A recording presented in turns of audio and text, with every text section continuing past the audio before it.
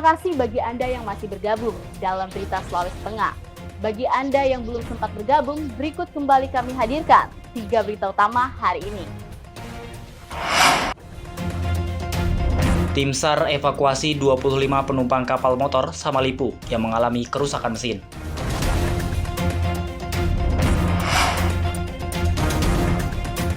PWI Sulteng mematangkan persiapan menjelang Porwanas.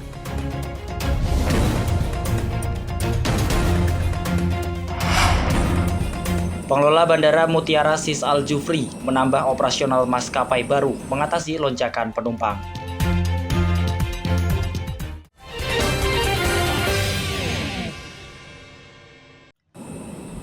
Maskapai penerbangan yang beroperasi di Bandara Mutiara Sis Al Jufri Palu kembali bertambah. Menyusul hadirnya pesawat Super Airjet, kini total ada 10 maskapai penerbangan yang akan melayani penumpang dengan berbagai rute di tanah air. Bertambahnya jumlah maskapai penerbangan ini diharapkan bisa membantu pemenuhan kebutuhan alat transportasi udara bagi masyarakat baik dari maupun keluar kota Palu. Terlebih, sejak 1 tahun terakhir ini, tingkat pengguna jasa transportasi udara melalui Bandara Mutiara Sis Al Jufri meningkat tajam. Kepala Bandara Mutiara Sis Al Jufri Palu, Rudi Ricardo, mengatakan penambahan maskapai baru tersebut tentunya akan membantu masyarakat Sulawesi Tengah yang menjadi pengguna jasa transportasi udara, serta membantu pengembangan ekonomi daerah. Saat ini seperti kita ketahui bahwa penumpang-penumpang dari dan ke Palu itu perlu waspada ya, karena jumlah seatnya agak padat. Sehingga kalau ditanyakan apakah menjadi peluang, secara umum ya, tapi tetap harus dievaluasi agar tidak jadi mubazir konektivitas maupun aktivitas. Gubernur Sulawesi Tengah Rusdi Mastura menilai hadirnya maskapai baru akan membantu pertumbuhan ekonomi di Sulawesi Tengah. Makin tekanan bunga dan makin tumbuh ekonomi nanti. Jadi orang berurusan gampang. Karena kebetulan kita punya pengusaha-pengusaha sini banyak Surabaya. Asisten Manajer Super Airjet Bastian Siregar mengatakan terbukanya rute baru Palu-Surabaya dan sebaliknya ini membuka kemudahan bagi masyarakat Palu dan Sulawesi Tengah pada umumnya. Pihaknya terus akan mengembangkan rute ke berbagai daerah lainnya. Memang dengan penerbangan rute baru ini akan membuka kemudahan bagi masyarakat Palu dan Sulawesi Tengah pada umumnya untuk transportasi udara. Seperti tadi harapannya Pak Gubernur, ini menjadi catatan kami juga, menjadi masukan bagi kami untuk mengembangkan rute yang lebih luas lagi dari kota Palu ini menuju destinasi domestik maupun luar negeri. Hadirnya maskapai Super Airjet diharapkan pula bisa menguntungkan bagi daerah Sulawesi Tengah, khususnya di sektor pariwisata dan dunia usaha. Apalagi Sulawesi Tengah dikenal memiliki banyak destinasi wisata, baik pantai, alam, dan sejarah. Syamsuddin Tobone melaporkan dari Palu. Sebanyak 649 peserta ikut dalam Musabaqah Tilawatil Quran ke-30 tingkat Sulawesi Tengah. Ratusan peserta tersebut berasal dari 13 kontingen se-Sulawesi Tengah. Mereka akan berlomba selama sepekan di Kota Palu sebagai tuan rumah. Pembukaan Musabaqah Tilawatil Quran ditandai dengan pemukulan beduk Sabtu malam di lapangan Universitas Tadulako Palu. MTQ berlangsung mulai 20 hingga 26 Juli 2024. 7 kategori yang diperlombakan antara lain tartil, hafalan Quran, tafsir, fahmil alias cerdas cermat, syarhil Quran, kaligrafi, hingga karya tulis ilmiah.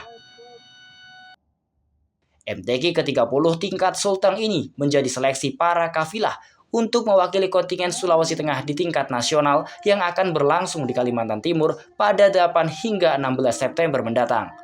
Bukan hanya ajang seleksi, pemerintah Provinsi Sulawesi Tengah juga menyiapkan bonus dan hadiah untuk mendorong semangat dan memotivasi para kafilah. Ajang ini juga diharapkan memelihara, mengembangkan syiar Islam, serta menguatkan nilai-nilai kebersamaan antar umat Islam. Tadi dalam acara pelantikan Dewan Hakim yang mewakili Gubernur Provinsi Sulawesi Tengah, Bapak Asisten 1 telah menyampaikan pesan-pesan Bapak Gubernur bahwa sebagaimana dalam lomba STQ tahun lalu di Jambi, maka pada MTQ tahun ini para juara itu disiapkan oleh Bapak Gubernur bonus khusus untuk mereka yang juara. Jadi insya Allah ini menjadi motivasi dan support bagi anak-anak kita yang dalam memberikan yang terbaik untuk daerah Sulawesi Tengah. Pembukaan MTQ ini disambut meriah oleh para kafilah dari 13 kontingen. Mereka ikut pawai defile mengelilingi lapangan sebagai wujud kesiapan mereka. Kemeriahan pembukaan MTQ juga ditandai dengan berbagai penampilan, mulai dari qasidah, kreasi kesenian hingga tari kolosal. Syahrul Cahaya melaporkan dari Palu.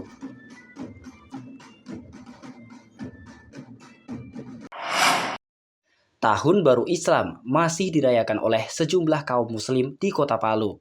Mereka melakukan kegiatan sosial, yakni doa bersama dan pemberian santunan kepada anak yatim di Jalan Swadaya Palu Jumat malam. Kegiatan ini dikemas Yayasan Abul Yatama Indonesia Cabang Palu bertajuk Muharram Fest 1446 Hijriah.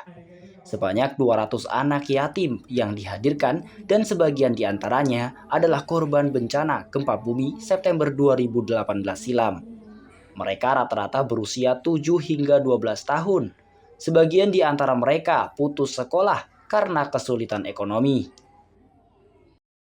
Fokus kegiatan adalah doa bersama oleh ratusan anak-anak yatim dari wilayah Kota Palu, Sigi, dan Donggala.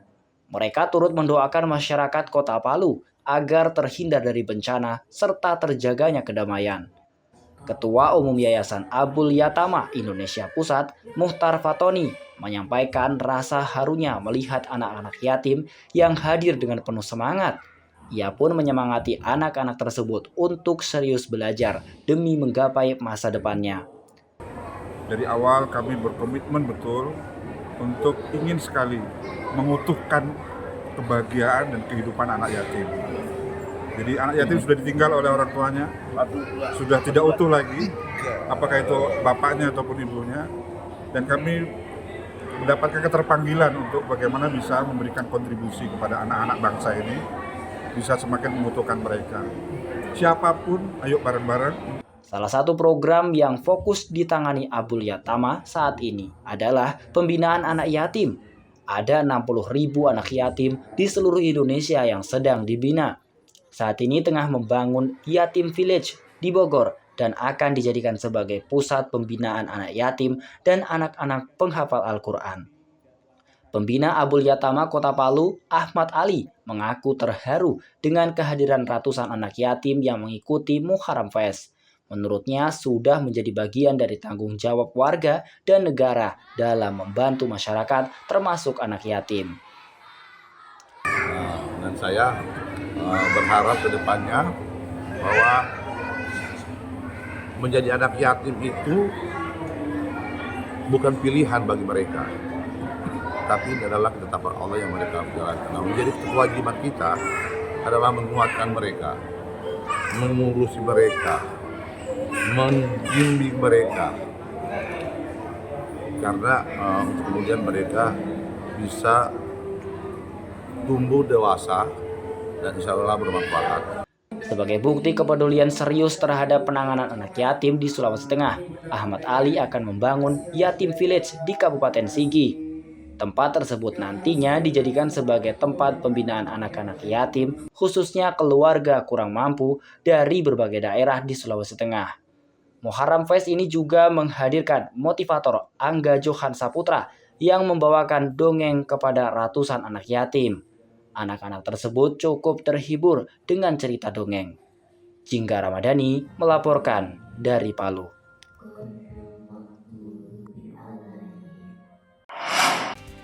Informasi tadi sekaligus mengakhiri jumpa kita dalam Berita Sulawesi Tengah hari ini. Atas nama rekan kerja yang bertugas, saya Dela Rizka mengucapkan terima kasih atas kebersamaan Anda. Selamat beraktivitas dan sampai jumpa.